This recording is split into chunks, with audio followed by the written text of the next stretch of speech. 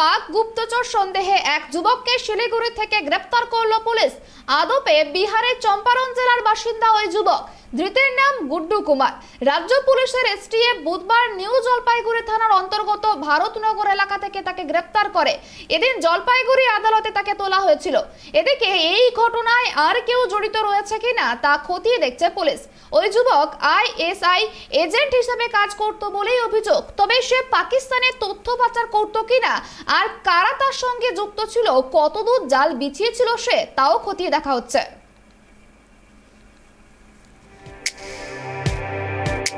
শিলিগুড়িতে থেকে পাকিস্তানের হয়ে চরবেত্রীর অভিযোগে এক ব্যক্তিকে গ্রেপ্তার করা হয়েছে।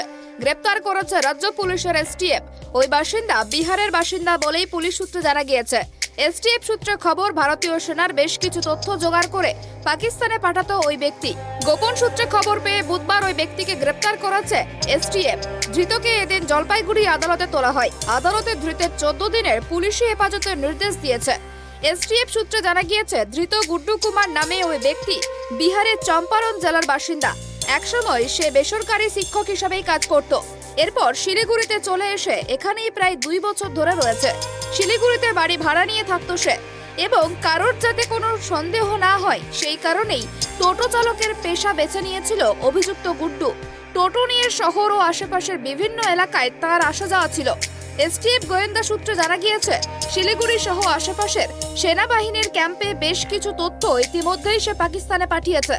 এসটিএফ সূত্রে আরও জানা গিয়েছে, বুধবার এনজেপির নেতাজি মোড় সংলগ্ন এলাকা থেকে গুড্ডু কুমারকে গ্রেপ্তার করা হয়। সূত্র মারফত জানা গিয়েছে, সেনা ক্যাম্পে তথ্য পাকিস্তানে পাঠিয়ে সে মোটা অঙ্কের টাকা পেত। এই ঘটনা প্রকাশ্যে আসতেই স্থানীয় এলাকায় চাঞ্চল্য ছড়িয়েছে। সেটি কি তথ্য শত্রু দেশের হাতে তুলে দিয়েছে তা খতিয়ে দেখা হচ্ছে। উল্লেখ্য, গতকাল শিলিগুড়ি থেকে বিহারের এক কুখ্যাত অপরাধীকে গ্রেপ্তার করেছে প্রধাননগর থানার পুলিশ।